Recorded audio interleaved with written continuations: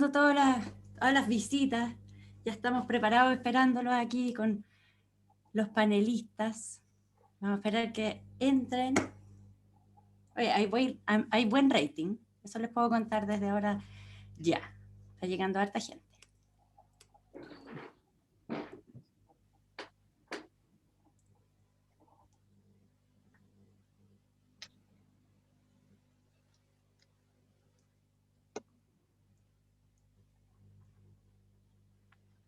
¿Y entonces quién va a entrar primero? Ah, mira. No, yo voy a presentar al tiro, ahí llegó la Alejandra Cox, así que yo creo que ya estamos listos, podemos empezar, estamos en la hora, estamos todos. Muy buenas tardes a todos y todas en este nuevo día de pandemia. Esperamos que estén todos muy bien en su casa, bien guardados, o donde sea que estén, pero bien guardados y bien cuidados. Y les damos la bienvenida al panel Pensiones en Chile, análisis y modificaciones al sistema. Este es un tema que tiene tantas implicancias y aristas, pero estamos bien acompañados para hablar sobre eso. Este es un encuentro virtual organizado por la Facultad de Economía y Administración de la Universidad Católica, a quien le agradezco muchísimo por esta invitación en este tema. Y bueno, voy a partir presentando a los y la panelista que tenemos. Vamos a empezar por Alejandra Cox, que viene ahí llegando. Hola, Alejandra. Ella es la nueva presidenta de la asociación de AFP. La nueva presidenta de la asociación de AFP, la primera mujer que tenemos a cargo de esta institución en Chile, es economista de la Universidad Católica, pero vive hace décadas en Estados Unidos, donde obtuvo un PhD de la Universidad de Chicago y fue casi 30 años académica de la Universidad Estatal de California de Long Beach. Trabajó en el Banco Mundial, tiene muchas publicaciones, me demoraría, bueno, como todos estos panelistas que tenemos aquí, me demoraría mucho en presentarlos completamente, pero bueno, tiene muchas publicaciones sobre el tema de seguridad social y el sistema de pensiones, y entiendo que todavía sigue en Estados Unidos porque la pandemia le ha impedido llegar hasta acá, ¿o no, Alejandra? Buenos días. Así es. Me uno a este conversatorio desde mi casa, en Los Ángeles. Sí. Maravilla del mundo. Ya vamos a poder reabrir las fronteras. Nos acompaña también Salvador Valdés, que es ingeniero y economista del MIT, experto en pensiones, un tema sobre el que también ha publicado mucho. Es académico del Instituto de Economía de la Universidad Católica, consultor en políticas de pensiones en varios países, fue asesor del Ministerio de Hacienda en el primer gobierno de Sebastián Piñera, y hace ya muchos años empezó a insistir en que había que reformar el sistema de pensiones, aunque no sé si los cambios que se están empujando, planteando hoy día van en la línea de lo que él estaba pensando. Buenas tardes, Salvador, gracias por estar aquí. Hola, ¿qué tal? Muchas gracias, Angélica. Encantado. Y me voy, otro panelista Valdés, Rodrigo Valdés en este caso, que es economista también del MIT, y no de la Universidad Católica, sino que de la Universidad de Chile, pero sí es académico de esta universidad, donde está instalado en la Escuela de Gobierno. Tiene, bueno, amplia trayectoria nacional e internacional, fue presidente del Banco del Estado, ministro de Hacienda en el segundo gobierno de Michelle Bachelet, y es un asiduo participante de los debates en los medios, como Tele 13 Radio, donde yo me lo cruzaba antes de que empezara la pandemia. Hola, Rodrigo. Hola, Angélica, muchas gracias por la invitación. Y tenemos también a Eduardo Walker, está ahí, que es otro economista de la Universidad Católica que se especializó en finanzas, en un doctorado en la Universidad de California en Berkeley, y actualmente es profesor de la Escuela de Administración de la Universidad Católica e integrante de varias instancias que influyen de uno u otro modo en el sistema de pensiones, como el Consejo Técnico de Inversiones de los fondos de pensiones o el Consejo Asesor del Ministerio de Hacienda para los fondos de estabilización económica y social. Así que ve todo esto desde el lado financiero. Hola, Eduardo, ¿cómo estás? Hola, Angélica, hola, gracias por la invitación. Solo aclaro que soy ex miembro del Consejo Técnico de Inversión y ex miembro del Consejo Asesor Financiero. Yo te estaba dando continuidad en los cargos. Sí, gracias. Bueno, lo que vamos a hacer para organizar esta conversación es que cada uno de los panelistas va a exponer 10 minutos en distintos temas y después vamos a tener 20 minutos para las preguntas. Así que el público, hay muy buen público, harta gente, pueden empezar desde ahora a mandar sus preguntas en la medida que les vayan surgiendo cuando van escuchando las exposiciones. Así que vamos a empezar primero con Alejandra Cox, para que nos hable, bueno, a ella llegó metiendo bastante, moviendo el piso, habló inmediatamente de una pensión universal, así que para que nos cuente un poco más de eso y cómo ha sido esta llegada, ya se ha estado reuniendo con hartos actores, así que Alejandra, el micrófono es tuyo. Ok, Angélica, ¿es posible que me presten la pantalla para compartir? Me ayuda porque tenemos poco tiempo. Ahí, la Magdalena tiene ahí, la Magdalena que está ahí de comunicaciones es la que está... Yo creo que puedes, Sí, puedes. Sí, Sí, ya nos avisaron que podía. Busca abajo en tu abajo compartir pantalla, Alejandra. Compartir pantalla. Compartir pantalla. ¿Y dónde está mi PPT? Ok, aquí. Ok, perfecto. Entonces empiezo. ¿Lo ven? O lo pongo, espera un segundito. Ahí. Entonces, son solo 6 láminas para organizarlo rápido. Pienso que tenemos 2 retos enfrente. El de corto plazo es aumentar las pensiones ahora, y el de largo plazo mejorar las pensiones de manera sustentable para el sistema como todo. Queremos que estas 2 soluciones se apoyen, y a mí me parece que las transferencias básicamente del pilar solidario operan en el corto plazo, pueden operar en el corto plazo, y el ahorro es lo que financia las pensiones en el largo plazo. Una restricción importante a contemplar es el envejecimiento, y se hace muy visible con las que se llamaban pirámides de población, que ya no son. Aquí tenemos en la izquierda la pirámide de 1980. Lo que pasa es que no se ve el PowerPoint. Entonces, hagamos una cosa, si quieres me lo mandas, o se lo mandas a la... lo mandas por interno. ¿Porque no estoy compartiendo? No se ve. Es que o pon de tiene nuevo que haber compartir. una forma. A lo mejor si buscas de nuevo cómo compartir, puedes perdón. Ok, share screen. Claro, y ahí tienes que ir al PPT que tiene que estar abierto en tu computador. Está aquí. ¿Ahí? Oh, perdón. Ahí está. Ahí viene. Ok, perdón. Hay que avanzar hacia la página 11. Ahí está. Ahí se ve. Y aquí la tengo que... Espérate, déjame cerrar esta cosita para poder... ¿cómo se pone para que sea el... Está debajo? Mira, abajo donde está la línea. Abajo a la derecha. Abajo. ¿Ya? Mira, abajo sale 80%, está la línea para agrandar o achicar en el botoncito que está justo antes que ese. Que es como un screen. A ver, ok. No. Pero se vea. Se ve igual. Ok, entonces lo voy a correr para la izquierda. Se ve igual, no importa. Avanza. Ok, se ve igual, avanzo, porque si no, se nos va el tiempo. Como parecido que puede haber a la reforma de pensiones. Ok, ¿dónde está ese cuadrito? ¿este? No. Mira, abajo sale notas, comments, hay como 3, y vienen 4 iconitos. Ya, mira, ahí, uno más para allá, otro más. Ese, aprieta ese. Ya, ¿estamos? Excelente. Eso. Ok, gracias. Ok, seguimos entrenándonos en esto. Entonces, bueno, ahí está, como les digo, la pirámide del 81, cuando echamos a andar el sistema. 40 años más tarde, estamos en el 2021, y la pirámide del 81 está para la gente que está arriba de esta línea.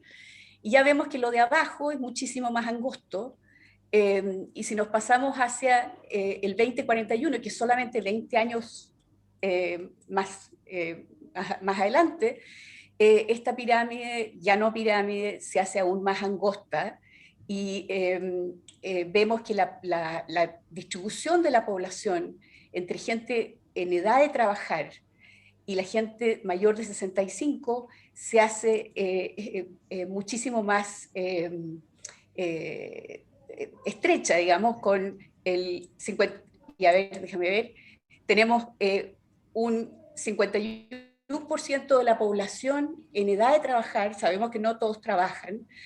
Si lo multiplicamos por 1.6, más o menos, porque no sabemos exactamente qué es lo que va a pasar en 20 años, nos queda que tenemos un 30% de la población trabajando posiblemente y un 20% de la población en edad de pensión, de acuerdo a lo que tenemos ahora. O sea, con esa distribución de la población es muy difícil pensar, 1,5 trabajadores por cada pensionado, es muy difícil pensar en un sistema que no sea un sistema de ahorro.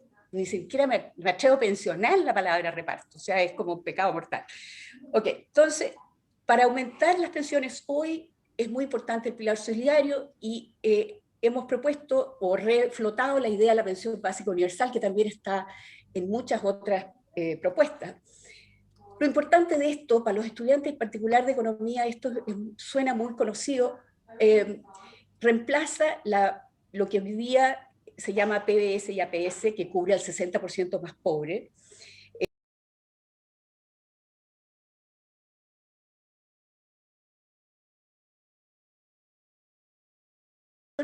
60% más pobre, pero con un monto que es menor o igual, o sea, menor a la PBS, que decrece hasta cero según el nivel de la pensión autofinanciada.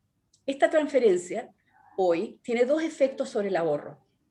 Tiene un efecto ingreso que es positivo, la propensión marginal a ahorrar es positiva con respecto al ingreso, y tiene un efecto sustitución que es negativo porque a más ahorro, menos transferencia del gobierno. ¿Cuál es el efecto sobre el ahorro? No sabemos, porque uno es positivo y otro es negativo, depende de cuál sea más grande. Sabemos, eso sí, que es menos ahorro seguro para grupos con restricción de liquidez, donde la pensión marginal al ahorro no es positiva, es cero, digamos, posiblemente cero. Ahora, la ventaja de una pensión básica universal igual para todos como transferencia es que solo tiene efecto ingreso. Por lo tanto, por efecto ingreso solo, sabemos que aumentaría el ahorro, excepto entre quienes tienen restricción de liquidez. Debemos combinar, de todas maneras, una PBU, si se hiciera esta reforma así, con más educación previsional, de manera que las personas entiendan lo que significa el ahorro, cómo mejorar su potencial de pensión, cómo llegar a lo que se llama la pensión digna, a través de su esfuerzo, y tenemos que tener la contribución del resto de la sociedad en términos de traspasar esta información, que los padres a los hijos, los empleadores a sus trabajadores, los compañeros de trabajo al resto, etc. Lo más importante, me parece, fuera de hacer este cambio, que sería muy bien recibido en términos del funcionamiento del sistema, porque lo simplificaría y lo haría más entendible, y por lo tanto la educación previsional sería más eficiente, es que tenemos que introducir un financiamiento sostenible, dando cuenta que la esperanza de vida a los 65 para Chile hoy en día es casi 22 años, y se ha incrementado en década a década. Y no sabemos exactamente cuánto se va a incrementar, pero lo más probable es que no disminuya, eso sí sabemos. Entonces, para evitar un aumento continuo del costo de esta PBU, se debe retrasar la edad del beneficio aproximadamente 1,5 meses por año. ¿Okay? Reemplazar la PBS y APS por una PBU es una reforma importante al sistema, muy importante. No es un detalle, no es una cuestión de llegar a la gente hoy con más, es una gran reforma porque lo mejora en términos de eficiencia. Permite transferencias inmediatas, que es un reto que tenemos. Dado el punto de partida, dado lo que tenemos, la PBS y APS, es una buena manera de llegar a la clase media. Conversa con el ahorro obligatorio, simplifica, esto es muy importante para la educación previsional, se gana en eficiencia, que es importante para el crecimiento y aumento de los salarios. Cuesta más que lo que hoy cuesta la APS y PBS, pero menos que la opción que el gobierno financia con el 2,8% de cotización. Yo personalmente lo veo como una inversión, con un costo de inversión alta que se paga con retornos en términos de eficiencia. Para ver más o menos qué significa para pensiones, aquí tengo un cuadrito de la superintendencia en que están los pensionados a febrero del 2021, y aquí vemos diferentes valores en pensión autofinanciada en UEF, que obviamente dependen del número de años de contribuciones, y si le sumamos la APS hoy en día, tenemos el total de pensiones que recibe las personas en este grupo, no estoy diferenciando aquí por mujeres y hombres para simplificar la tabla, y vemos que si reemplazáramos la APS por 6 UF, que es lo que se está considerando, habría un efecto significativo a través de toda la distribución, y por lo tanto efectivamente es una cosa que llega a la clase media. Estos cuadritos en amarillo les llamo la atención a los que están escuchando, porque para que en casi todo, o sea, se habla en general que si las personas no tienen 30 años de contribuciones, mal pueden generar una pensión razonable, y en Chile hoy, de los pensionados que tenemos, about 16% tienen más de 30 años de cotización. Entonces estamos muy mal en esa área. Y el ahorro obligatorio, esa es la otra pregunta que me hacían. Creemos que lo clave aquí es que si hay más ahorro obligatorio, sea 2, 3, 5, 4%, 6%, lo clave es que las personas tengan libertad de elección, que haya nuevas instituciones en igual condiciones respecto al ahorro de las personas, digamos, protegiendo el ahorro de las personas, que la competencia es importante y ha sido parte del desarrollo de esta industria. Entonces, ¿qué pasa con las utilidades? Porque un problema que tiene mucha gente es que las AFP generan muchas utilidades, y aquí yo creo que es muy importante, especialmente para los estudiantes de economía, que sepan que las empresas de servicios, incluyendo los bancos, y por supuesto que las AFP, tienen una razón de utilidades de capital propio que es no comparable con empresas manufactureras o empresas que tienen capitales importantes para operar. El caso extremo, lo estoy dando en ejemplo en otro foro, es una amiga, porque yo hice una investigación a través de la gente que conozco que tiene sus propias empresas de servicios. Tengo una amiga que tiene una empresa de decoración, y le dije, por favor, ¿me puedes calcular tu ROE? ¿Qué es el ROE? La utilidad dividida por tu capital propio. Ok, pero mi capital propio, me dice, ¿qué es eso? Tengo un computador y es viejo. No importa, le digo yo, lo que sea, tu capital propio, los programas que tuviste que comprar, todas las cosas, pones en el denominador y tu utilidad al año. Se complicó tanto mi amiga que llamó al contador, y el contador le contestó y ella me copió. Le dice, señora Melissa, no, a usted no se aplica, este concepto no se aplica porque usted tiene un computador viejo que ya vale nada, así que el denominador en su caso es 0, así que su ROE es 0. Bueno, el problema es que el contador no sabía que cualquier número dividido por 0 es infinito, como ustedes saben. Así que ese es el extremo, pero hay una tendencia para las empresas de servicio de tener utilidades divididas por capital propio muy altas. Y no significa que les está yendo bien, porque si los comparas uno con otro, por ejemplo, el Banco del Estado tiene un brazo de inversión, ellos tienen utilidades del 110% en los últimos 6-7 años. A ellos les está yendo mucho mejor que a las AFP. Entonces, eso de las utilidades hay que mirarlo con más cuidado. En términos de cómo han trabajado para el ahorro de las personas en un sistema como CalPERS, que es uno de los más grandes de Estados Unidos de manejo de fondos para pensión, hoy en día el 55% de los beneficios vienen de los retornos, el resto viene de las contribuciones. En el sistema de AFP, 79% de los beneficios para los que han contribuido 40 años viene de los retornos, y el 60% si solo han contribuido 30 años, en el sentido de que entraron en los 90 al sistema. El problema de las pensiones en Chile no es debido a las AFP, es porque ha habido grandes fallas que son dos prácticamente las más importantes, las lagunas y que la edad de pensión se ha mantenido fija. El aumento a 6% es necesario, pero definitivamente no suficiente, porque los que no aportan no van a tener mejores pensiones, aunque la contribución sea 100%, ¿okay? Porque si aportan 0 no tienen fondo. Si es manejado por AFPs, esta nueva obligación de aportar no incrementa el costo para los afiliados, porque la comisión es sobre el salario imponible. Eso es muy importante tener en cuenta para la elección, pero al final lo más importante aquí, lo digo al principio, tiene que haber libertad de elección porque hay mucha gente que efectivamente no quiere más AFP, sabemos. Aquí está el gráfico de la rentabilidad versus cotización, simplemente para, no sé, poner un dibujito con eso. Pero con esto termino. Muchísimas gracias. Y me salgo. Ok, sorry. Wait. Gracias Alejandra. ¿Me salí de compartir sí, o no? Ya dejaste de compartir pantalla, Perfecto, así que estamos de vuelta. Y entonces le voy a dar la palabra a Salvador Valdés ahora con el tema de lo que la reforma al sistema puede significar para el mercado laboral y las empresas. Y me voy a poner bruja con el tiempo, así que a los 9 minutos, Salvador, te voy a avisar que te queda uno, ¿ya? Ok, muchas gracias. Estoy tratando de compartir. Ahí estoy. ¿Se ve bien? ¿Se ve o no? Cuéntenme. Sí, se ve. Hay que abrirlo ahora. Ya, ok. ¿Cómo hay que abrirlo? O sea, ponerlo abajo, lo mismo.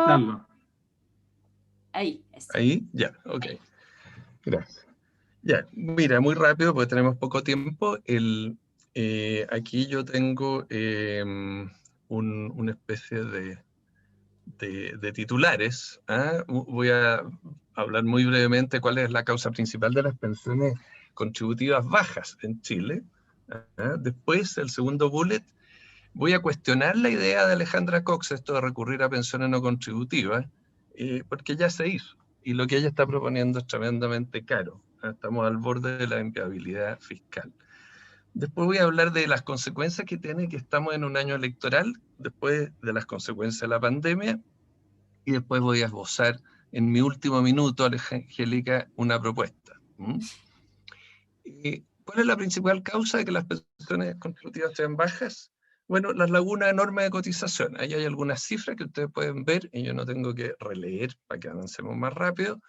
Estamos cotizando en promedio, las personas están cotizando menos de la mitad de su carrera laboral, que dura 45 años, y el consenso de la OIT de 60 países es que el compromiso de proveer una pensión completa solo debe ser para el trabajador que reúna 30 años de cotización. Los demás solo pensiones parciales. Entonces, ese es nuestro principal problema. Hay otros problemas, pero este es el más grande. Y sus dos causas principales, en mi opinión, es que hay cero fiscalización estatal de la obligación de cotizar en Chile. Ustedes saben cuántos inspectores tiene la Dirección del Trabajo y Impuestos Internos y la Tesorería, todos juntos, destinados de Arica a Magallanes, para encontrar, para fiscalizar la cotización obligatoria. La respuesta es conocida, es cero. Cero. Aquí no hay fiscalización. Lo único que hay son reclamos de algunos trabajadores, y hay muchos casos en que hay acuerdo para no cotizar entre el empleador y el trabajador, sobre todo en la pyme. Además, hay numerosas exenciones legales que siguen vigentes. Y las autoridades no hacen propuestas de fiscalización. Ha habido una excepción en los últimos 50 años, la única es la ley del 2019 que obliga a cotizar a los independientes formales, pero no a los informales. La mayoría de los independientes, 3/4 o 2/3 en ese rango de los independientes, son informales y ellos no cotizan. Y no solo eso, también hay un tema de subdeclaración de sueldo, que es bien masivo, hay varias evidencias al respecto. Hay muchas causas de esto, pero esa es la realidad. Y con eso, las pensiones contributivas son bajas en Chile, son bajas en Perú, en Colombia, en México, y en Turquía, en todos los países donde no ha crecido el sector formal hasta ocupar prácticamente la totalidad del empleo. Así que ese es el problema de largo plazo que tenemos. ¿Cuál es la respuesta fácil? Más pensiones no contributivas. Sin embargo, recordemos, en diciembre del 2019 se subieron 50%, una cifra muy grande. Se llegó al borde de la inviabilidad fiscal y ahora en febrero les recuerdo que había una transición, de que no a todos se le iba a subir inmediatamente 50%. Quedó un grupo de edad para enero del 2022. Ese grupo de edad se estaría adelantando, según la propuesta del Ejecutivo de febrero de este año, de adelantar el alza de 50% y quedarían la pensión básica para todos en 176.000. Ahora, las propuestas de inversión universal alardean mucho, pero proponen gastar muchísimo más. Voy a mostrar cifras al respecto. Por lo tanto, son insostenibles, no dan protección, no son realistas. Pero eso no es todo, es más grave el problema de las pensiones no contributivas. ¿Es prioritario tener pensiones contributivas para aumentarlas más todavía? Bueno, a esta altura, con el 50% de aumento que hubo, ya las pensiones contributivas no contributivas chilenas son mayores que en Alemania, que en España, que en Italia, que en Japón, Estados Unidos, Reino Unido, como proporción del salario mediano. Entonces, bueno, subamos el salario mediano y subimos todo, pero no nos pasemos más películas. Aquí ya se están subiendo, estamos arriba por lejos del promedio de la OCDE. Creo que estamos el segundo país de la OCDE con pensiones no contributivas básicas en proporción del salario mediano del mismo país. Además hay un tema de injusticia, de equidad con los chilenos jóvenes. Todo este foco en ayudarle a los mayores, bueno, uno entiende, pero hay gente de otras edades también. Tal como está ahora la cosa, 2 personas mayores van a recibir más regalo fiscal sin haber cotizado nunca que una pareja joven con 2 niños, donde uno trabaja cuidándolo y el otro trabaja por el salario mínimo. Eso es absurdo, eso no pasa en otros países. Sí es importante la dependencia severa, pero bueno, vamos a algo a la demografía. Miren la población, estas son proyecciones del INE. La población de 65 años y más se va a multiplicar por 2,3 veces de aquí a 30 años y por casi 1,5 veces de aquí a 10, en los próximos 10 años. Aquí estamos en medio de un cambio demográfico brutal, de un envejecimiento muy veloz. Y miren la línea de abajo, ¿qué pasa con la población de 15 a 64 años? Estos son los que pagan impuestos, estos son los que pagan impuestos a la renta, son los que pagan impuestos a combustible, estos son los que pagan cotizaciones previsionales, prácticamente estable en este periodo. Esto no supone una migración desatada, supone el supuesto del INE.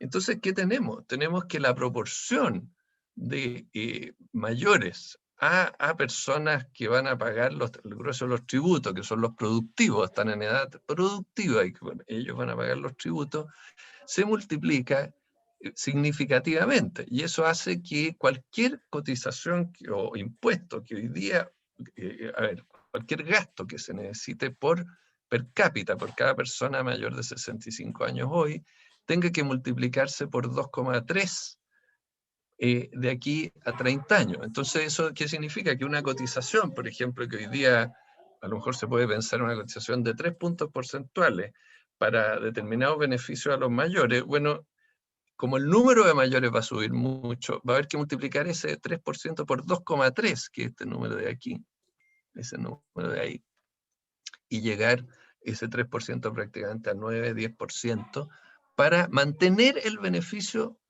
proporcional per cápita. Entonces, el desafío demográfico es tremendo. Y en esto yo quisiera agregar una cosa. Esto vale también para los tributos pagados por, o sea, si nos vamos a pensiones no contributivas, ¿de dónde se financian las pensiones no contributivas? Bueno, se financian contemporáneamente con los tributos del mismo año. ¿Y esos tributos a quién se le cobran? A los productivos, que son estos que están acá, la población de 15 a 64 años. Por lo tanto, la pensión no contributiva es tremendamente dañado su financiamiento por el envejecimiento. Tremendamente dañado. No es cierto que se pueda escapar del envejecimiento recurriendo a la pensión no contributiva. Por el contrario, estás cambiando la alocación del drama fiscal, que estás creando un drama fiscal. Podemos ver cómo pagar eso más adelante. Aquí hay algunos números más, pero me los voy a saltar porque estoy ocupado, apurado. Entonces aquí está esto, lo de las tasas de cotización, etcétera, etcétera. Estamos hablando de que, por ejemplo, algo que hoy día cuesta 5.000 millones de dólares, el año 2050 va a costar proporcionalmente al PIB 2,3 veces más. O sea, no va a quedar fijo en 5.000 millones de dólares, se va a ir a 10.000, 11.000, 12.000 millones de dólares. La pregunta es de dónde salen los ingresos para compensar eso. Bueno, ¿qué sabemos de la posición fiscal actual? Es bastante débil. El informe de finanzas públicas, aquí hay unos datos. ¿Cuál es la tasa de crecimiento promedio del gasto público comprometido? 0,4% anual. Estas son proyecciones del gobierno actual. En mi opinión, esto es poco creíble, es poco realista. El gasto público no va a crecer en 0,4% anual real en ese periodo. ¿Qué pasa con el crecimiento de la tributación resto contribuyente, que es el mayor ingreso fiscal para el periodo 23-25, cíclicamente ajustado? 6,3%, tremendo crecimiento. Pero esto es una tasa poco realista. ¿Quién va a pagar tantos impuestos? ¿Se va a poder cobrar esos impuestos? ¿Ah? Entonces, es complicado. Entonces, lo que muestra esto, estos supuestos poco realistas que hace la Dirección de Presupuesto, tienen por objetivo mostrar que la deuda pública se estabiliza del orden de 40% de aquí a 5 años. Eso es muy poco realista, no va a ser así. Además, hay un tercer supuesto. ¿Perdón? Te queda un minuto. Me queda un minuto. Bueno. Así que en definitiva, estas pensiones universales garantizadas son agresivas e imprudentes. Bueno, el 21 es un año electoral, tenemos un festival de ofertones, acusaciones de migajas, etcétera, etcétera. Este ha sido un festival más agudo que el de otros años electorales y todos dicen, no, vamos a la pensión universal, aquí vamos a proponer que el Estado pague, pero no sinceran el financiamiento. Los inversionistas reorientan su inversión y toman nota. Ahora la tasa de crecimiento potencial prevista para el 2022, para el 23-25, descendió a 1,8% anual. Esto es la fuente de panel de expertos de crecimiento de Hacienda. Así que el crecimiento futuro del empleo formal se ve anémico, las bajas cotizaciones en el futuro van a ser anémicas y las pensiones contributivas futuras también. ¿Qué dice la pandemia? Nuevas restricciones, retiros del 10%, disminuyó el empleo formal, 200.000 cotizantes menos, se aceleró la adopción del trabajo remoto y la robotización. Bien delicada la situación. ¿Cuál es la propuesta? Yo creo que la sociedad chilena necesita espacio para recuperar sensatez. ¿Qué tal sería postergar legislar hasta el 2022 sobre pensiones? ¿Es tan impostergable? Yo creo que no. Yo creo que no. Las pensiones son de largo plazo, se puede esperar un año más y están todas las ventajas que están acá. Ya se va a acabar el Festival de Promesas, el nuevo Poder Ejecutivo va a tener un horizonte mayor, más sensatez, más prioridad para revivir el crecimiento futuro del empleo formal. Iniciar la fiscalización en serio, hay mucho que hacer ahí. Hay muchas medidas y aumentar la edad de inicio de pensión gradualmente. Muchas gracias. Gracias, Salvador. No sé si quedé tan optimista después de tu presentación, así que le voy a dejar la palabra a Rodrigo Valdés a ver si tiene perspectivas mejores y nos va a contar, bueno, cómo se financia todo esto, la carga fiscal para el Estado, la sostenibilidad en el tiempo, así que adelante, Rodrigo. Gracias, Angélica. Me temo que no vas a quedar más optimista después de mi presentación. Los organizadores de este panel me pidieron poner foco en estas palabras iniciales en la carga fiscal, como decía Angélica recién, de la reforma y su sostenibilidad en el tiempo. Como soy bien disciplinado, voy a tratar de hablar casi solo de eso, pero quiero mencionar algo del diseño de la reforma actual que yo creo que hay que revisar y que quiero mencionar al final, y también partir por una reflexión un poco más general, que tiene que ver con que la verdad es que las políticas públicas tienen aspectos súper técnicos, y lo que las dos presentaciones que vimos de Salvador y Alejandra, uno puede estar de acuerdo o no, pero son temas bien importantes. Hay efectos colaterales, elasticidades metidas, muchas cosas. Pero también yo quiero llamar la atención que hay valoraciones éticas, ideológicas, nociones de justicia detrás de esta discusión que no podemos dejarlas al lado. Y yo me temo que hoy día en este panel, los que estamos acá, reflejamos, no sé, una parte bastante estrecha del arco de posiciones sobre esta discusión. Y la política es muy complicada y hay que juntar votos. Y por lo tanto, lo que podamos estar de acuerdo nosotros, creo que tampoco vale tanto hacia afuera. Tenemos que pensar bien cómo se hace la política de esto. Y el tema que levantaba Salvador de llamémoslo, los ofertones de último momento son una complicación que solo se adiciona a lo que ya sabía. Bueno, voy a mi tarea de la carga fiscal. El resumen de lo que yo quiero decir es que estamos dando pasos muy irresponsables con lo que se está proponiendo hoy día. Para que tengan una perspectiva, los costos acá de lo que está como paquete hoy día en discusión, tiene la transición del componente de reparto, el fisco la adelanta, no es mucha plata. Hay mayor gasto del fisco como empleador y pérdida de recaudación, porque si los empleadores se van a tener que poner con el 6%, esos gastos para producir la renta, etcétera, etcétera. Eso también estaba en la reforma del gobierno pasado. Es plata, pero está bastante considerado. Hay gasto en el sistema público que administrar el 6%, peanuts, eso es completamente no de segundo orden, de cuarto orden. Y está la expansión del pilar solidario que se anunció hace 2 o 3 semanas atrás. Luego, como decía Salvador, de haberlo aumentado 50% en sus beneficios hace un año. Y yo quiero calificar esta última expansión como un gran iceberg. Y lo que se ve del iceberg es lo que se ve del iceberg. Y lo que no se ve, que es muy peligroso, está debajo del agua. No me voy a referir a la fobia que existe en la discusión, que creo que es bastante correcta, y la Alejandra lo mencionó, al reparto, porque no es sostenible por la pirámide poblacional, pero yo tenía anotado en mis notas justamente lo que dijo Salvador.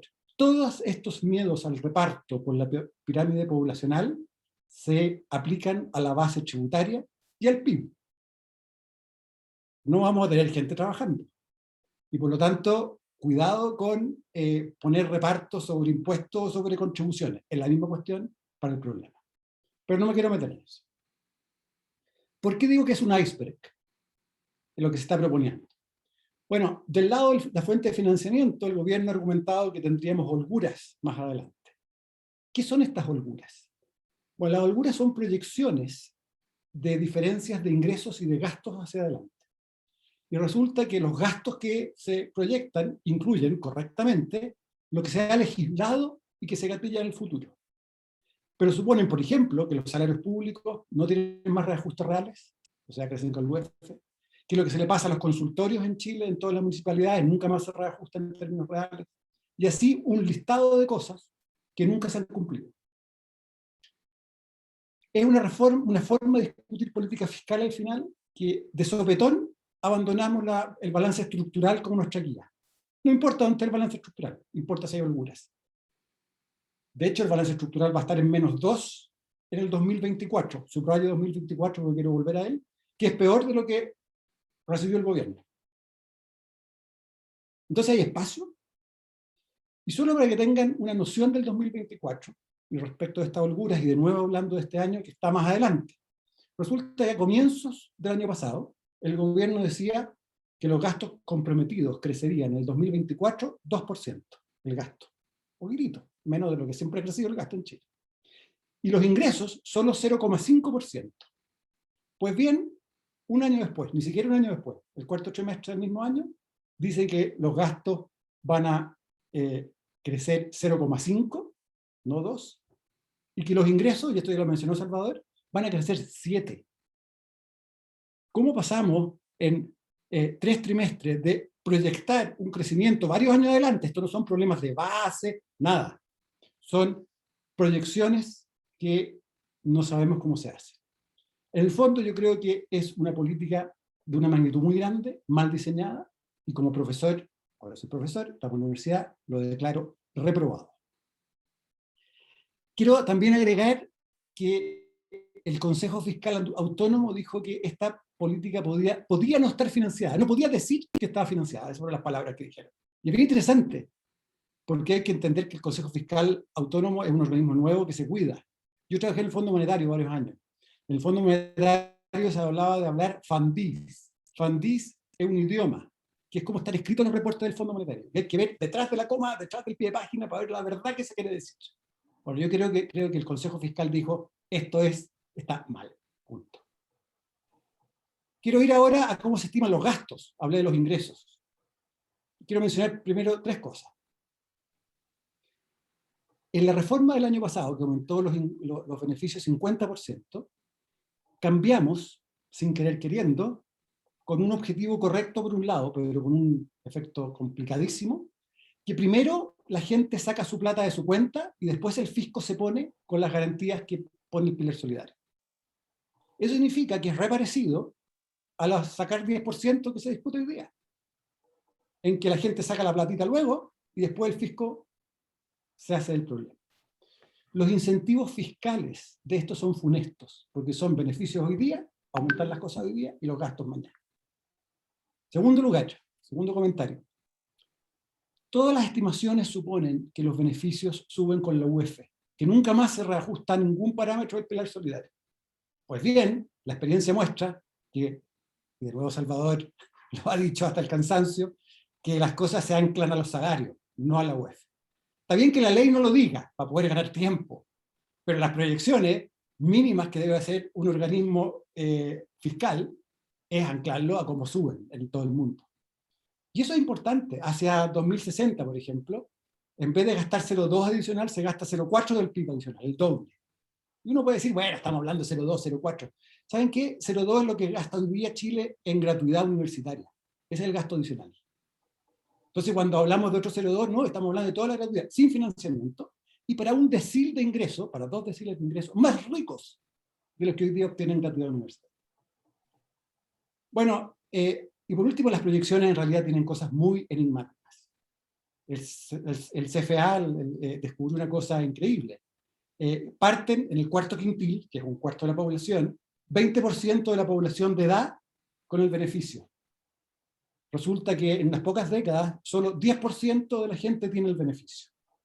Mágicamente salen gente del beneficio. ¿Por qué? Bueno, porque los salarios siguen creciendo como deben crecer y los beneficios con el UF, por lo tanto, no se van a aplicar.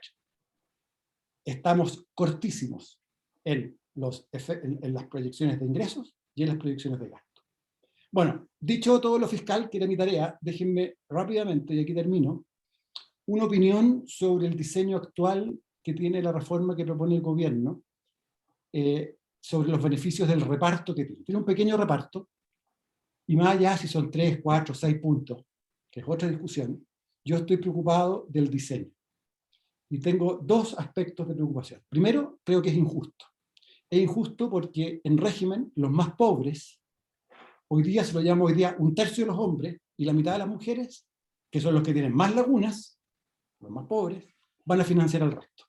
Porque resulta que ese 3% que va a reparto, ellos lo pierden completo. No reciben nada, porque no tienen suficiente contribución. Y los demás lo recibimos.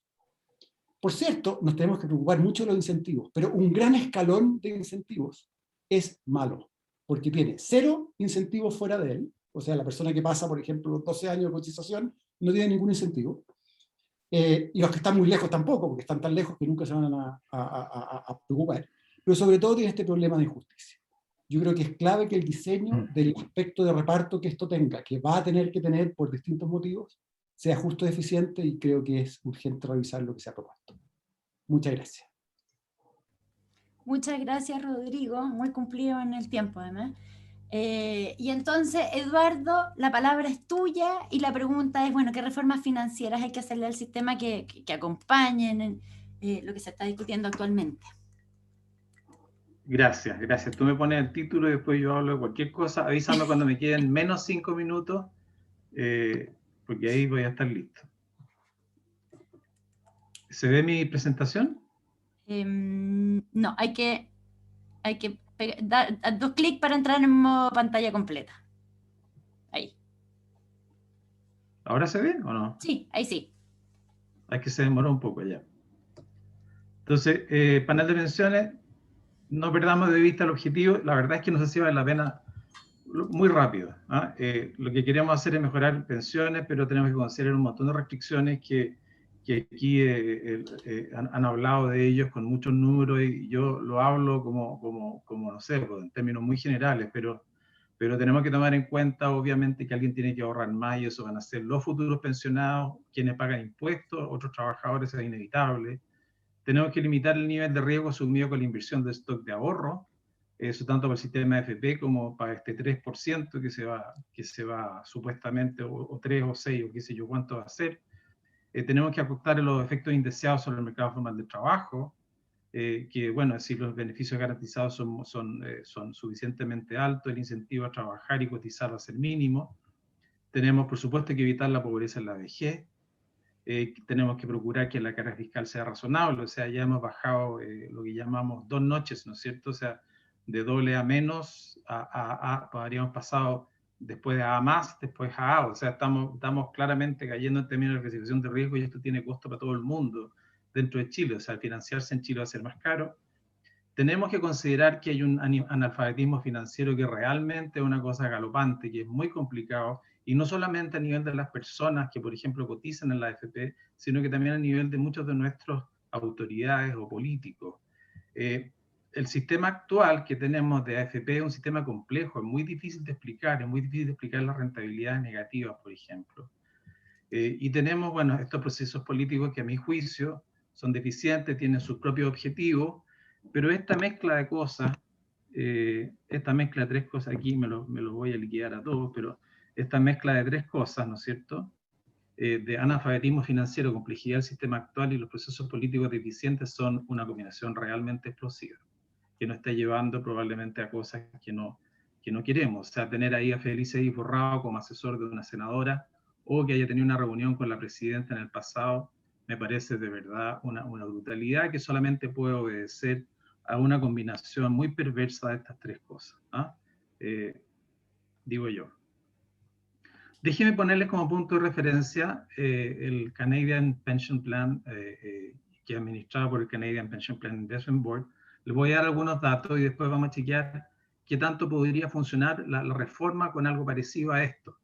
Es bonito porque es un sistema de beneficio definido, le define una tasa de reemplazo con ahorro colectivo. Las cotizaciones van a un fondo común. Segundo, pretende obtener una rentabilidad real de 4% a muy largo plazo, hasta 75 años. Fíjense que en Chile el único fondo que podría ofrecer algo así, eventualmente podría ser el fondo A, o sea, por las combinaciones. O sea, allá es 85 renta variable, 15 renta fija. Acá es 80, el fondo A es 80 renta variable, 20 renta fija. Pero esa renta fija en parte está invertida en instrumentos que son high yield, o sea, son riesgosos y tienen más rentabilidad. Entonces, en Chile el único tipo de activo que podría rentar ese 4% sería hoy día algo parecido al fondo A. Después, la administración de los fondos está completamente aislada de presiones políticas. ¿Ah? Eso ellos lo destacan como una virtud. Es más difícil cambiar la constitución canadiense, dicen, que interferir en el proceso de inversiones. ¿Ah? O sea, está muy bien diseñado. Son 378 billion en dólares, dólares americanos, para 20 millones de eventuales beneficiarios, o sea, son como $19,000 per cápita de ahorro. Solo como referencia, en Chile, si quisieran hacer una regla de 3, tenemos 9 millones de trabajadores en la fuerza de trabajo. Esto está administrado por un equipo altamente especializado, muy bien remunerado, de más de 1.800 personas, ¿sí? O sea, pensando en este ente que va a ahorrar el ahorro colectivo, son 1.800 personas con oficinas en 7 países. ¿Y cómo invierten? Invierten en puros activos bastante complejos, muchos de ellos activos privados se llaman, o sea, que no se transan en mercados públicos, private equity, activos reales, active equity, etc. La cotización es de 9,9% del sueldo, que va a llegar con el tiempo, está subiendo, va a llegar a 11,9%, con un tope imponible de $3.200, o sea, no es una cosa demasiado grande, de aproximadamente un 70% salario promedio, y lo más lindo es lo que viene acá. Perdón, hay lagunas, todavía no. Las lagunas máximas permitidas son, para el 100% del beneficio, son 17%. O sea, en el fondo tiene que cotizar por lo menos 40 años, entre los 18, 40 años, para full benefit, para los beneficios completos, entre los 18 y los 65. Y por último, la tasa de reemplazo promedio de los últimos sueldos es 25%. O sea, con todo este aparataje, iba a llegar eventualmente al 33% cuando tengamos estas comisiones del 11,9%. Entonces, veamos si este benchmark, si este punto de referencia tiene algún sentido para Chile, ¿no? O sea, beneficio definido con ahorro colectivo podría ser, ahí estamos acá. Rentabilidad de 4%, lo veo bastante difícil si quieren tener un sistema livianito, como alguna vez dijo creo que el mismo Rodrigo. La administración de los fondos está completamente aislada de las políticas, de las presiones políticas. Esto el día del níspero. O sea, parece un chiste acá en el país que dice que es más difícil cambiar la constitución canadiense que interferir en el proceso de inversión. O sea, eso allá puede ser algún tipo de garantía, pero hoy día yo creo que no es ningún tipo de garantía. La cantidad de ahorro acumulado, 378 billones para 20 millones de personas, no tiene ninguna relación por acá. Tener a 1.800 personas altamente remuneradas que no sean empleados públicos, eso yo creo que difícilmente va a funcionar tan bien, o sea, por aquí tampoco va la cosa. La cotización de 9,9% para obtener un 25%, bueno, se diría 25% de tasa de reemplazo es completamente inaceptable. Y es lo que dan los números. Y esto es un sistema considerado los más eficientes del mundo. ¿Okay? Entonces, partiendo por un punto de referencia relacionado con administración y de fondo y con, ¿cómo se llama? Y con la forma como está organizado. Pero ahora, algunas ideas sobre las regulaciones de las inversiones que están dando vuelta. Ahí están las 5 que voy a tratar de ver brevemente. Devolución parcial de comisiones a los afiliados si la rentabilidad es negativa. Segunda, devolución parcial de comisiones si la rentabilidad es inferior a la de un portafolio referencial, que es la que se está hablando ahora. Después, que las AFPs paguen las comisiones de intermediación, mal llamadas las comisiones fantasma, y en particular no permitir comisiones para vehículos de inversión que invierten mayoritariamente en Chile. Y por último, reducir el encaje para efectos de disminuir la barrera de entrada y aumentar la competencia. ¿Okay? Estas son cosas que con los 5 minutos extra que voy a tener voy a poder discutir en profundidad. Entonces, partamos por la devolución parcial de las comisiones, si la rentabilidad es negativa, así en términos absolutos, que son cosas que se han discutido. Bueno, el efecto evidentemente va a depender de qué tan grande sea el castigo y si es que hay rangos de tolerancia. Suponiendo que los rangos de tolerancia son significativos, entonces, ¿qué significa esto? Significa que evidentemente vamos a cambiar la estrategia de inversión de las AFP. Pero saben que las AFP tienen un encaje que es un 70% más o menos de los activos se le quitan los intangibles, que se invierte exactamente igual que los fondos de pensiones. O sea, cada vez que hay ganancias o pérdidas, las AFP ganan o pierden, igual que el resto de los afiliados.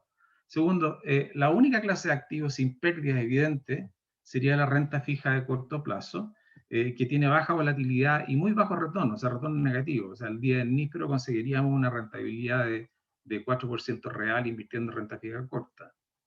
Si con esto se incentiva la inversión en renta fija a corto plazo, ¿qué sentido tienen los fondos ALE, que se diferencian justamente por la cantidad de renta variable? Quienes proponen esto saben que existe algo que se llama reversión a la media, que esto es bastante técnico, pero esto, en palabras simples, es que para ciertas clases de activos, no para renta fija de corto plazo, las pérdidas van asociadas a ganancias esperadas mayores posteriores. O sea, si hay una pérdida en un periodo, lo más probable es que haya ganancias mayores posteriormente. Eso es reversión a la media. Entonces vamos a estar cobrando, vamos a estar castigando por desviaciones, por rentabilidad negativa, cuando ellas muy probablemente se van a revertir en el corto plazo. ¿Qué es libre de riesgo en un contexto de pensiones? Para que tengamos alguna noción financiera. Bueno, lo más parecido, simplificando, sería una perpetuidad. Una perpetuidad indexada al nivel de inflación. Eso sería un activo libre de riesgo. ¿Cómo se compartiría el precio de una perpetuidad indexada? Que sería nuestro activo libre de riesgo. O sea, queremos generar un flujo de ingresos estable, ¿no es cierto? Eso sería una perpetuidad. ¿Cómo se comportaría? Bueno, una perpetuidad indexada, si tenemos una TIR de 2%, tiene una duración de 51 años. Esto técnicamente significa que pequeños cambios en la tasa de interés de mercado de estos bonos provocaría unas pérdidas o unas ganancias gigantescas, absolutamente incomprensible por la mayoría de las personas. Entonces, fíjense, el activo libre de riesgo, que sería una perpetuidad, si de verdad lo llegaran a comprar, ese activo reflejaría a precios de mercado grandes pérdidas de ganancias y por eso le estarían cobrando a la AFP castigo. Eso no tiene sentido. ¿Por qué es una insensatez proponer un fondo F que invierta solamente en renta fija de corto plazo? Por la misma razón. Nosotros queremos que el fondo E invierta en renta fija de largo plazo para que si suben las tasas, está bien, hay pérdidas de capital, pero también suben las tasas de interés que ofrecen por las pensiones. Y si bajan las tasas, tenemos ganancias de capital, pero también bajan las tasas de interés que pagan las pensiones. Entonces, un fondo F no tiene ningún sentido. por las mismas razones anteriores. Eduardo, Sí. estoy en pánico con este PowerPoint en que además vas achicando la letra cada vez más, entonces cada vez te caben más cosas. Como fuiste el último, te voy a dar un bono, porque ya estás pasado, te voy a dar un bono de ya Estoy pasado. 3 minutos más. Ya, ¿de cuánto? 3 minutos. Ya, estoy súper bien.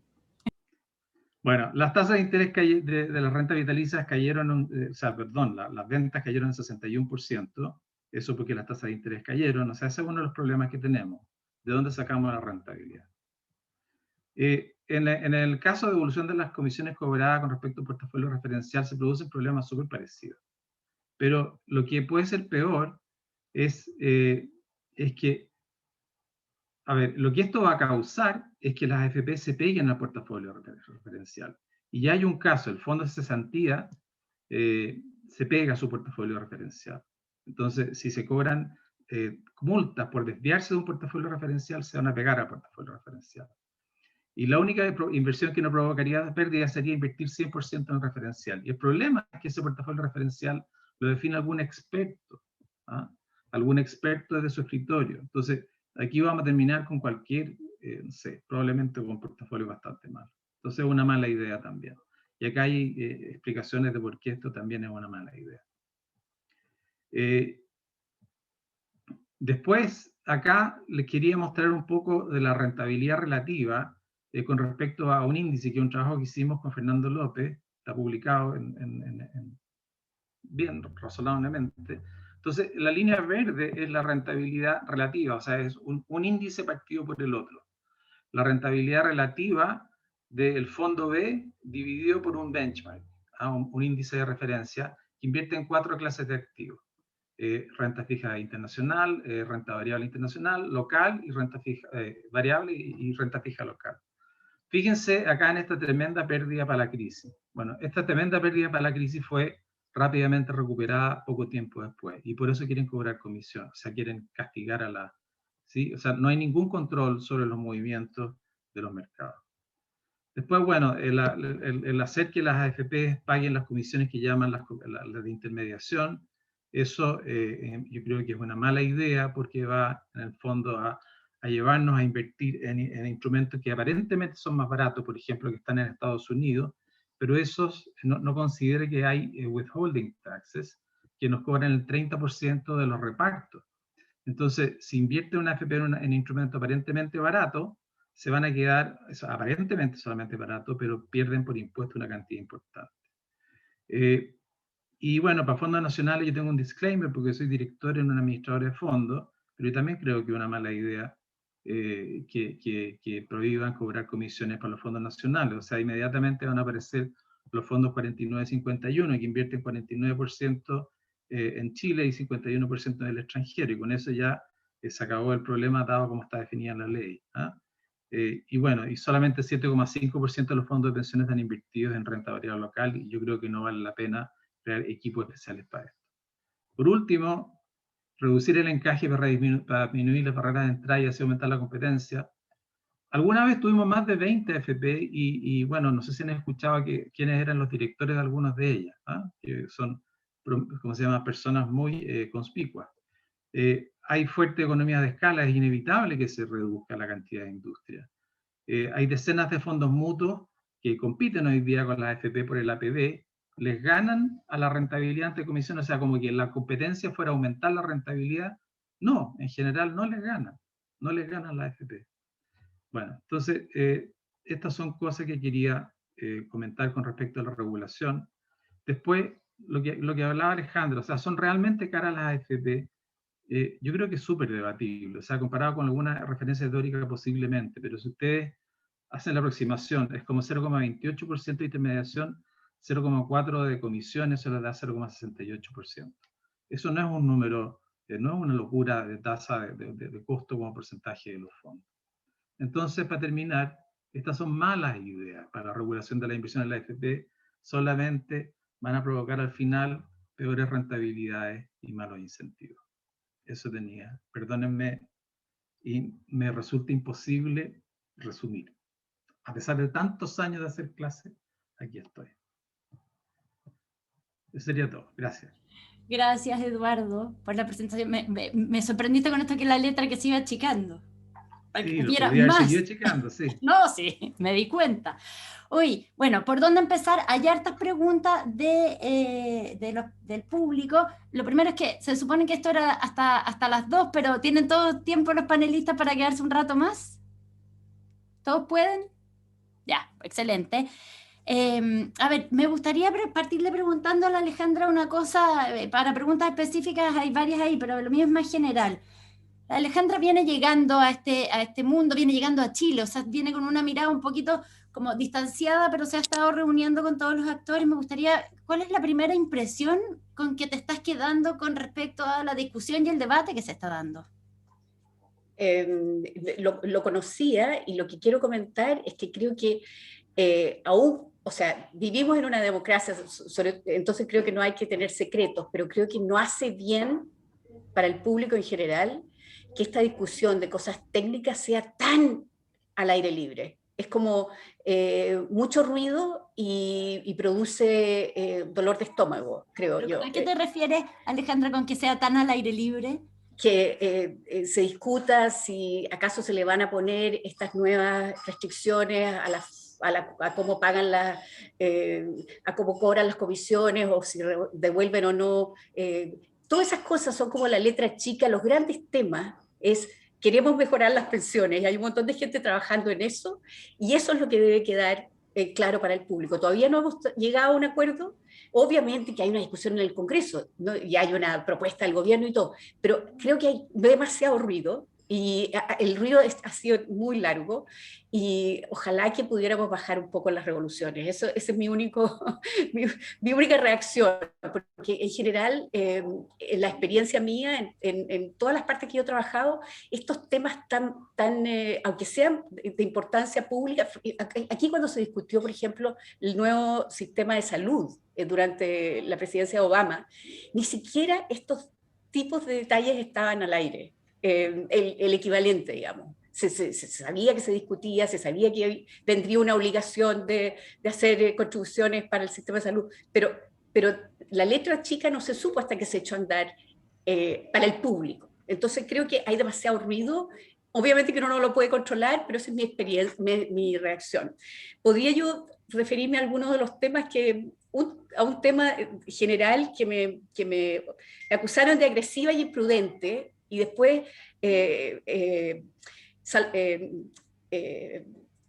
Rodrigo me sacó la tarjeta del Fondo Monetario? Entonces yo quiero contestar eso. Yo quiero decir que, primero, claramente Chile está empantanado y con grandes protestas. Por lo tanto, tenemos que hacer algo razonable. Y ese algo razonable va a implicar gastar. Y lo que yo digo es que, uno, ojalá que no sea con un impuesto al trabajo, porque es más ineficiente. Si queremos recoger un monto de 10, déjame terminar, si queremos recoger un monto de 10, los impuestos al ingreso, la tasa requerida es más baja, entonces es más eficiente. Eso es número uno. Y más justo, porque en el impuesto al ingreso pagan la gente más rica, y las empresas, y el capital, y todo lo demás. Entonces, eso. Segundo, a propósito del Fondo Monetario, esta discusión me recuerda la situación en la cual Chile quiso cambiar su sistema de pensiones en el año 81, y el Fondo Monetario le dijo: ustedes no pueden hacer eso. No van a alcanzar a pagar las pensiones que tienen y destinar las nuevas contribuciones al ahorro. No lo pueden hacer. Y los chilenos dijeron: no, lo vamos a hacer porque esto nos va a permitir crecer. Y si podemos crecer, vamos a poder pagar las cuentas. Y eso es lo que nos hace falta en esta discusión. Chile está empantanado con mucha tontera, con mucha discusión, con mucha incertidumbre. Tenemos que calmarnos y ponernos las pilas para hacer cosas que permitan más eficiencia, igual que se hizo en esos años. Lo que queremos es más eficiencia. Eso nos va a permitir crecer, y el resto vamos a poder recoger más impuestos y vamos a poder pagar las cuentas. Por eso yo decía que lo que yo pienso, lo pienso como una inversión. Aclarar el sistema de pensiones, hacerlo más eficiente y crecer, y vamos a poder pagar las cuentas. Y nos va a costar caro ahora, pero tenemos que llegar a la clase media. Y el último punto cito a la señora Cristina Tapia, presidente de ANACPEN, la asociación que representa a los pensionados del sector privado, pero hay muchos de ellos que son empleados públicos, ex empleados públicos. Señora Cristina, contribuyó 46 años, se pensionó a los 66. Ella tuvo el problema de las bajas contribuciones del sector público porque les contribuían por el salario base. Ok, eso se arregló, etcétera, etcétera. Pero sí o sí, ella terminó con una pensión que es 30% lo que ganaba antes. Bueno, tiene explicaciones. Resulta que ella está en el 61% de la ficha. ¿Ok? ¿Por qué? Me dijo, porque yo pago por el ISAPRE, porque tengo condiciones preexistentes, entonces yo quiero pagar por el ISAPRE. No me llega nada. Entonces, yo sé, me dice, que la gente está discutiendo que esto es muy caro. Bueno, me dice, si es muy caro, que sumen cuánta plata tienen y la dividan por la gente que no recibe nada del Estado. Y que nos den eso. No nos tienen que dar lo mismo que le dan a los demás, que nos den lo que puedan. Yo lo encontré súper razonable, así que ahí dejo mi punto. Gracias, Alejandra. Voy al tiro con Rodrigo Valdés, que recibió una respuesta. Sí, fue aludido. Me gustaría, además de aludido, me gustaría, como tú estuviste también en la vereda política, teniendo que discutir estas cosas, bueno, me gustaría saber qué opinas de esto, que dice la Alejandra, de que también la discusión no tiene que ser tan al aire libre. ¿Qué tan viable es eso? ¿Qué te parece esa idea? A ver, déjame partir por una clarificación que creo que es importante. Yo sé que... Un segundo, que Eduardo está compartiendo la pantalla porque como se quedó con ganas de decir cosas. Perdón. Sin problema. No, yo quiero clarificar lo que dijo la Alejandra, porque yo nunca dije nada agresivo ni nada así, sino que fue a mi primo Salvador. Pero que tampoco te trató a ti de agresivo, sino que la propuesta de una pensión universal es fiscalmente muy agresiva. Pongamos bien en el terreno de lo factual. De hecho, yo estoy de acuerdo con una pensión básica universal en Chile como un objetivo a largo plazo. Creo que no puede subir más la pensión básica. Lo que tiene que ser es que tiene que ser para todos y, como tú defiendes, Alejandra, correctamente, incondicional. Sin embargo, mi problema es que no hay plata para hacerlo. Y mi problema es que es una irresponsabilidad lanzar esto si no uno dice qué va a hacer con los ingresos. Y el problema que tenemos en Chile es que tenemos un problema fiscal complejo y muchas dificultades para llegar nuevos ingresos al fisco. Y de hecho, y aquí voy a estar en desacuerdo contigo, yo creo que una de las cosas más difíciles políticas, pero más urgentes que tenemos, es cómo hacer que el trabajo pague más en Chile. Las tasas de impuesto promedio al trabajo en Chile son muy bajas en comparación internacional. Yo creo que subir el impuesto a las empresas, más de lo que ya subió, sería un error garrafal para el crecimiento a largo plazo. Y por lo tanto estoy en desacuerdo simplemente que uno puede decir, no, son rentas generales, vamos a buscar impuestos. Siempre la salida fácil es subamos el IVA. Y yo digo, fantástico, tráiganme los votos. Pero seamos responsables en que si va a haber votos para algo así. Y no va a haber votos para algo así. Ya tenemos ingresos de IVA para el fisco como particularmente grandes en comparación internacional. Y lo que tenemos particularmente bajos son los ingresos fiscales desde las personas. Entonces, quiero decir, estoy de acuerdo con la pensión básica, quiero decir que hay que financiarla, y el problema es que financiarla no es tan fácil. Respecto de mi mención al Fondo Monetario, creo que no se entendió, no quiero hacer ninguna, yo creo que el Fondo Monetario además se ha equivocado en muchas cosas en la vida. Lo que dije fue que el Fondo Monetario habla un idioma especial, y cuando uno lee que el Consejo Fiscal Autónomo en Chile habla, hay que ver cómo habla el Fondo Monetario, que dice todas las cosas bien suaves, y cuando dice algo suave, es porque lo está pensando en serio, no lo tira como volador de luces. Y el Consejo Fiscal Autónomo dijo en Chile que no podía garantizar que lo que está hoy día votándose esté financiado en el largo plazo. Eso es solo mi punto. Creo, además, Alejandra, con cariño, que tenemos que hablar de AFP también. Si esto no es un problema fiscal.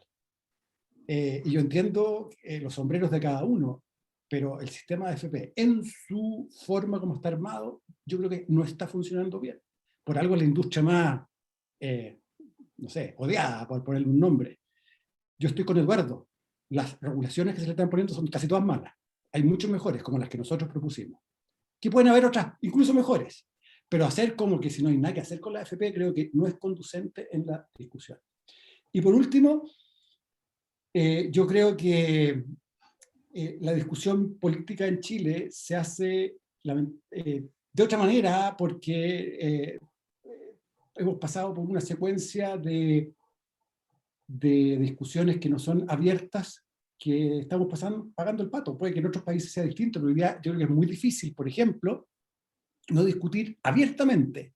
Y creo que con razón lo que dice Eduardo. ¿Saben qué? Esto de las comisiones fantasma es una tontera, es una falsedad que se armó.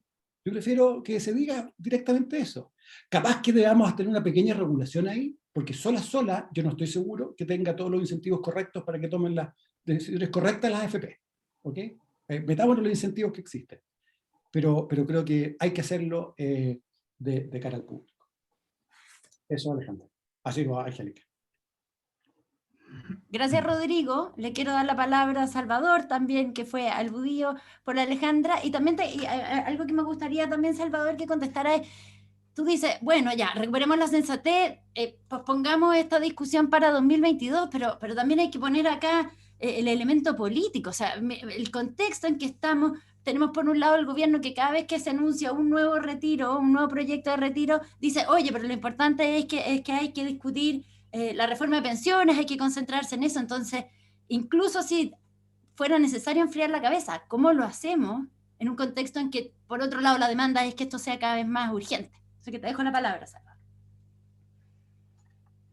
Buenas, muchas gracias. Mira, sobre lo último, yo creo que el sistema político lo va a hacer solo, o sea, están bloqueados.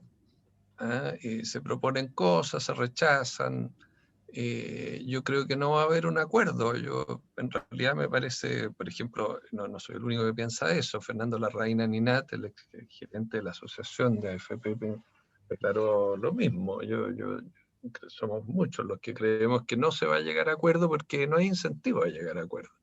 Es mejor políticamente ofrecer más, así, es decir, mi pensión universal es aún más universal que la tuya, es aún más generosa que la tuya. Entonces, pero el resultado es que no se llega a acuerdo nomás.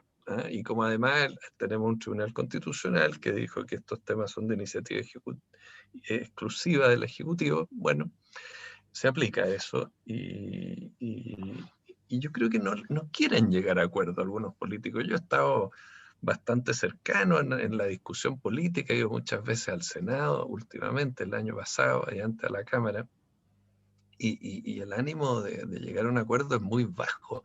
La propuesta que hizo la oposición en julio del año pasado, que era inmensamente ambiciosa, era cambiar el sistema de contribución definida, algunos grados de beneficio definido, crear este ente público, estatal, que iba a hacer todas las maravillas, muy súper ambicioso sin tener los votos, la autoridad, y en el fondo bloqueó la discusión también.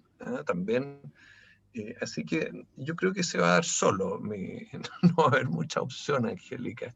Creo que sí se va a postergar el grueso. Me parece que no es malo en realidad, porque el próximo gobierno, cualquiera sea, va a tener un más horizonte, va a tener más espacio, menos presión electoral, y va a haber una limpieza también en las elecciones de muchos parlamentarios que llegó ahí arrastrado por otros, que en realidad el nivel de los parlamentarios lamentablemente ha disminuido su conocimiento. Ahí Eduardo Walker se puso más duro que yo y dijo que había analfabetismo financiero desatado entre los parlamentarios.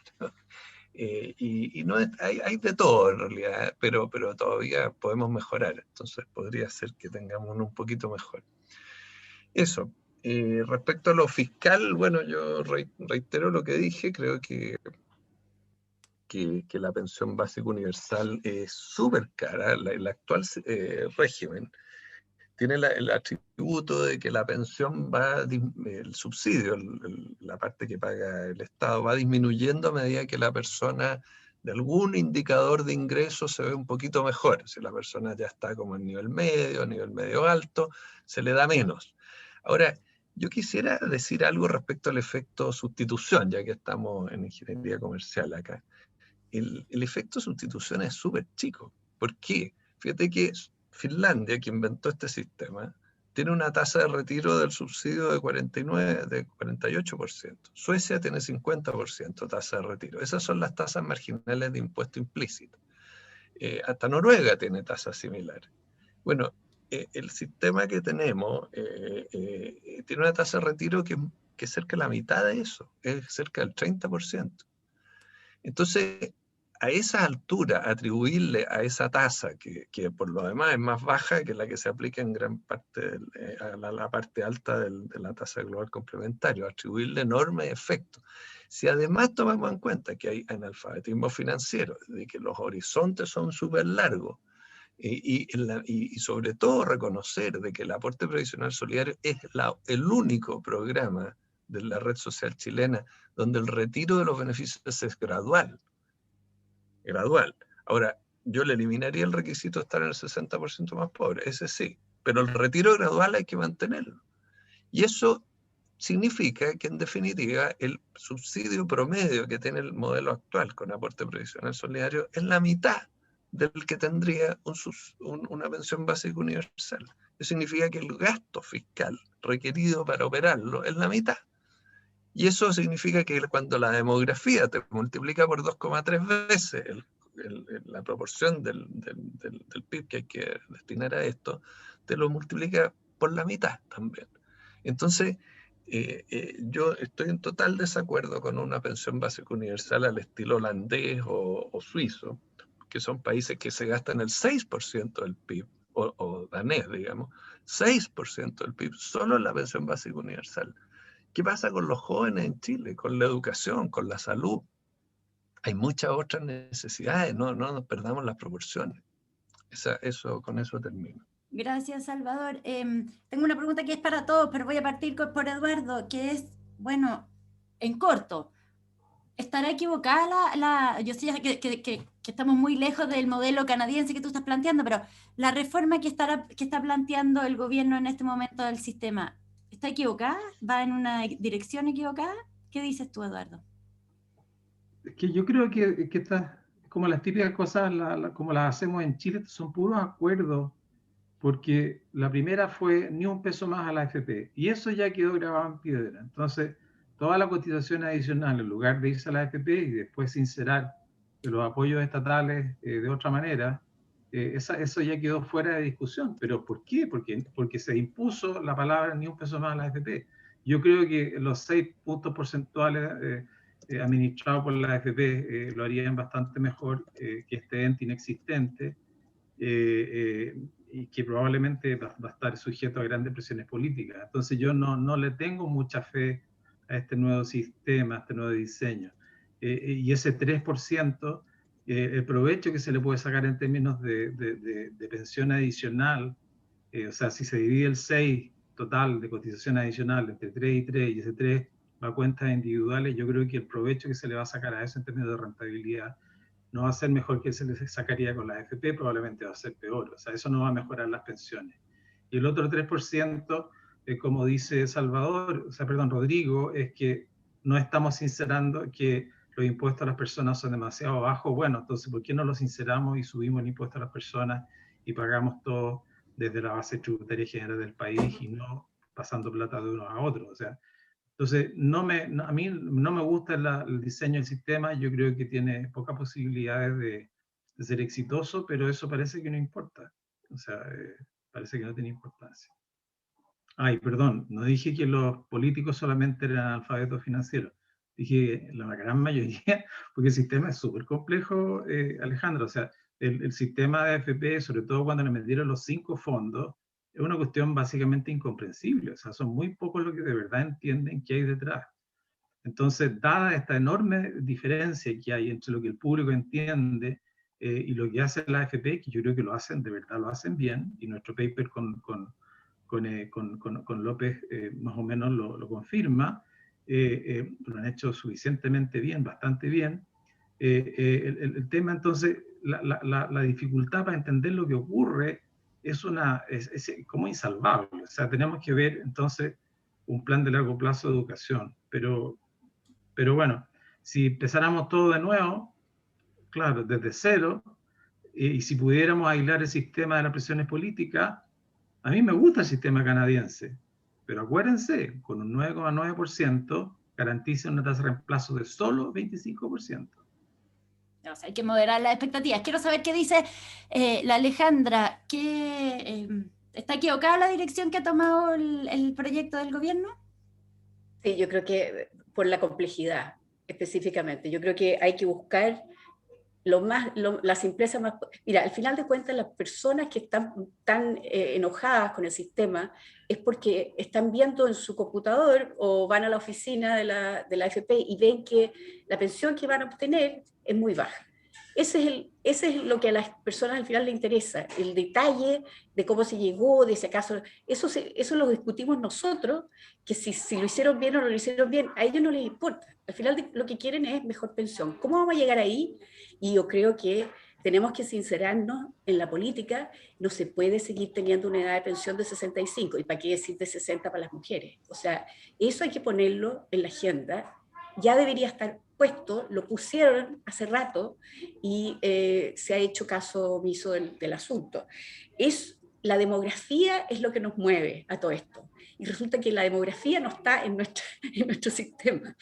No tiene sentido. Entonces, eso número uno, yo creo que toda la presión fiscal que se habla y todo lo demás, eso se aliviana metiendo la demografía en el sistema. Después, yo no me trago que la cuestión de la EPS, el impuesto es chico, que no importa, porque para las personas más pobres, que son las que tienen, los independientes con menos ingresos, que son las que tienen más lagunas, la pregunta, ¿me conviene o no me conviene cotizar? Es central, y no les conviene. La tendencia o la propensidad a cotizar bajó después del 2008, no aumentó, y eso está en evidencia con papers técnicos y todo lo demás. Entonces, específicamente para las personas para las cuales el efecto ingreso de esta extra ayuda es negativa, o sea, la perspectiva o es cero porque tienen restricción de presupuesto, ya son dados a poco a ahorrar. Bueno, además, si se les da menos cuando ahorran más, eso no compensa. Así que yo creo que eso hay que corregirlo. No sé cómo exactamente. La PBU es una manera que simplifica además, entonces por eso me gusta. Y el último comentario es que yo nunca he dicho que hay que discutir a escondidas, pero creo que es muy importante que cuando se discutan estos temas se hagan con números, como lo puso Eduardo en la presentación que hizo, con argumentos técnicos y no con clichés, que es lo que pasa en los diarios y que confunde mucho. Este es un llamado a la educación previsional también de los periodistas. O sea, si van a publicar en ese tema, que lo hagan con conocimiento para ayudar a la gente. Si al final ese es lo que tendríamos que estar haciendo nosotros. Con eso termino. Rodrigo, ¿qué dices tú? El proyecto que está presentando el gobierno, ¿hay que cambiarlo o hay que empezar de nuevo? Déjeme partir con un comentario muy simple a la ignorancia financiera de los distintos actores. Yo creo que no hay ningún problema ser ignorante, pero hay que saber que uno es ignorante para buscar ayuda. No tenemos por qué todos saber finanzas. Y cuando la gente que no sabe que no sabe, es donde uno entra en problemas. Así que ese es un primer comentario. Segundo, vino hace par de años un holandés muy importante, que era como el presidente de varias asociaciones mundiales de temas de pensiones. Y a mí me dejó marcado una cosa que dijo. Dijo, olvídense de hacer una reforma gigante. Esas nunca resultan. Tienen que ir avanzando. Y si no, si le ponen más y más, bueno, y así vamos. O sea, partimos en 4 puntos de cotización adicional, ahora son 6, pero no pasa nada. Entonces, dado eso, yo haría un esfuerzo, y yo sé que es peligroso por los argumentos que decía Salvador, de tratar de acordar algo. A mí no me gusta lo que tenemos en muchas dimensiones. Eduardo Walker mencionó varias cosas microeconómicas que no me gustan. El sistema va a ser enormemente más complicado que lo que tenemos hoy día, con tarifas diferenciadas por permanencia, si te devuelven plata, no te devuelven plata. Va a ser peor que el sistema de ISAPRES. ¿Okay? Y por lo tanto, eso hay que cambiarlo. Yo critiqué fuertemente el cómo se entregan los beneficios del pequeño reparto. Yo creo que eso hay que cambiarlo. Pero estas cuestiones son conversables. Yo creo que hemos avanzado en temas bien centrales que no eran obvias hace 3 años. El 10% no se toca. Y valoremos cosas básicas. Los candidatos centro-izquierda han dicho el 10% no se toca. Son privados. Otra cosa es que la AFP haya que regularla, hacerles cosas distintas. Pero no confundamos el negocio de las AFP con cuentas privadas, individuales, manejadas por el sector privado. Y creo yo, por lo tanto, que hay que seguir empujando el carro de algún acuerdo, porque si no, solo esta presión aumenta. ¿Qué pondría yo como cuestión básica? Simpleza. Y yo creo que todos estamos de acuerdo acá, que mientras más complicado, menos resulta. ¿Qué me preocupa? Y me preocupa harto, tengo que ser franco, que es que los equipos técnicos hoy día que están disponibles para hacer esto están bastante menguados. Y estas son cuestiones difíciles. Déjenme contarles que cuando en el gobierno anterior nosotros hicimos el acuerdo político intra-nueva mayoría, de que estar en el lineamiento, o sea, como un term sheet en una negociación, digamos, de una fusión. Bueno, después van los abogados a escribir el term sheet en contratos. Bueno, aquí es un equipo de 12 personas, full time, los mejores del gobierno, estuvieron trabajando, me pidieron 4 meses, y les dije, sorry, 3 meses, dormían en Hacienda y sacaron el proyecto de ley correctito, porque si algo, ese proyecto podría haber sido criticado por el term sheet, los diseños, pero no por los detalles que estaban malos. Hoy día tenemos un problema grande de inconsistencia, nos va a quedar algo que va a haber que parchar mucho. Entonces, ir hacia la simplicidad creo que es de la esencia. Pero yo no lo tiraría por la ventana, yo tiendo a tentarme con lo que dice Salvador, de decir que esto es demasiado peligroso. Pero yo no veo que la dinámica política vaya a cambiar así de la noche a la mañana, que tengamos un congreso de puros expertos que se van a poner de acuerdo. Creo que eso va a ser difícil, creo que es mejor seguir avanzando, dada la estructura de acuerdos que existe hoy día implícita. Del lado del gobierno, que este 6% se trata distinto que el 10%. Del otro lado, que el 10% se trata como se ha tratado hasta ahora. Eso, Angélica. Gracias, Rodrigo. Y Salvador, para cerrar, porque ya estamos a las 2:30, muy cortito. Tú has sido bien crítico, pero eso implica, ¿lo tiramos por la ventana, como dice, como lo describió Rodrigo, o no? No, mira, si se hace un acuerdo simple y cortamos los agregados que se le ponen todo el tiempo, puede ser bueno dar un par de pasos, pero yo comparto con Rodrigo de que vamos avanzando. O sea, por ejemplo, el tema de la edad de jubilación. Yo siempre he estado de acuerdo, hay maneras de hacerlo, hay maneras técnicas, hay todo un tema específico y técnico que aquí no lo hemos visto. Pero no pongamos eso como condición de avance ahora, dejémoslo para 2 años más, ¿eh? Porque si no, no avanzamos nunca. Ahora, igual creo que como va la cosa, mi pronóstico es que el bloqueo mutuo es tan fuerte, la mayoría del Senado no quiere darle ningún triunfo al gobierno en esta materia, el gobierno no va a gastar más tampoco y no quiere darle un triunfo a la mayoría del Senado, que probablemente no haya un acuerdo. Entonces también hay que pensar en el escenario en que la verdadera discusión ocurra en 2022, una vez que se defina quién va a ser el próximo Poder Ejecutivo. Eso. Muchas gracias, Angélica. Gracias, Salvador. A los demás. Gracias a todos. Por lo visto, lo que vamos a tener que tener en este tema es harto ánimo, harta paciencia, que son las 2 cosas que más nos están faltando. Pero bueno, muchas gracias a los 4 por haber estado aquí, Alejandra, Eduardo, Rodrigo, Salvador. Bueno, ya todos han estado como entre subiendo y entrando como casi 200 personas, así que muchas gracias al público. No alcanzamos a meter todas las preguntas, pero bueno, probablemente este no va a ser el último debate sobre el tema. Así que bueno, muchas gracias y muy buenas tardes. Angélica, ¿sí? yo, si quieren mi PowerPoint, yo encantado lo hago llegar, no sé cómo excelente. lo quieren hacer. Y excelente. El resto no sé, pues, Alejandra, Salvador. Sin problema, también lo hago llegar, sin problema. Sí. ¿A quién se lo manda? Tú nos dices después nos cuenta a quién se lo mandamos. Claro, la facultad lo puede subir en su propia web. Eduardo, mi mail está en tu bueno, no sé, mándamelo por favor. ¿Ya? Si no, Están pidiendo una segunda parte del panel, ¿ah? Eso es un éxito, cuando el público quiere más. Otra. Otra. Así que, bueno, yo tiene que decidir. Yo encantada. Ok, bueno, muchas gracias. Muchísimas gracias a todos. Chao, buenas Gusto. tardes. Gracias por escucharnos. Chao. Adiós, Rodrigo. Chao. Felicitaciones a todos por la pasión. Chao. Sí, están pidiendo que inviten a la Yasna Proboste al próximo. Igual sería buena. Sería Gracias, nos entretenido. vemos.